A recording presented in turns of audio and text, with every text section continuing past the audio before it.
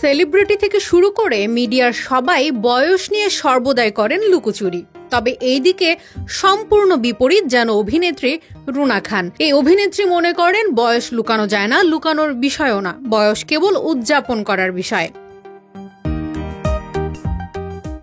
বয়স নিয়ে বরাবরই অকপটে থাকেন রুনা খান। বয়স 40-এর কোটায় থাকলেও তা যেন কোনো বাধা হয়ে দাঁড়াতে পারেনি তার কাছে। প্রতিনিয়তই নিজেকে নতুনভাবে মেলে ধরছেন অভিনেত্রী ও মডেল রুনা খান। শুধু অভিনয় শৈলীতেই নয়, সময়ের সঙ্গে নিজের রূপ লাবণ্য ধরে রেখেছেন তিনি।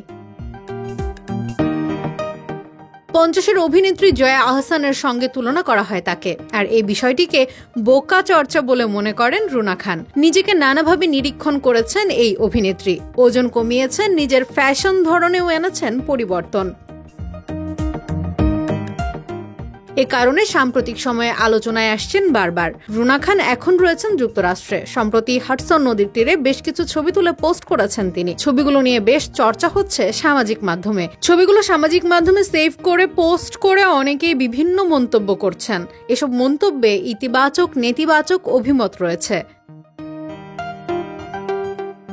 এদিকে নির্মাতা নোমান রবিন বলছেন, আমার বোর্ডারে এমন বেহেস্তি পোশাকে মুক্ত আকাশের নিচে উঠতে দেখতাম চাই, কোনো টেনশন ছাড়া, জড়তা ছাড়া, বউ বাচ্চা গুলারে চলাফেরা করতে দেখতে চাই। আমেরিকা এমন এক দেশ যেখানে চোখের ইবাদত, মুখের ইবাদত, সর্বোপরি চিন্তার ইবাদতকে প্রাধান্য দেয়া হয়। খুব শীঘ্রই নিউ ইয়র্কে আসমো, ভালো থাকো। ঈদুল আজহায় চলচ্চিত্র সিরিজ সব মাধ্যমেই রয়েছেন অভিনেত্রী রুনা খান। ওটিটি প্ল্যাটফর্ম হইচই এসেছে তার ওয়েব সিরিজ বোহেমিয়ান ঘোড়া। অন্যদিকে আইস্ক্রিনে মুক্তি পেয়েছে ওয়েব সিরিজ পাপ কাহিনী এবং ওয়েব ফিল্ম নীলপদ্ম।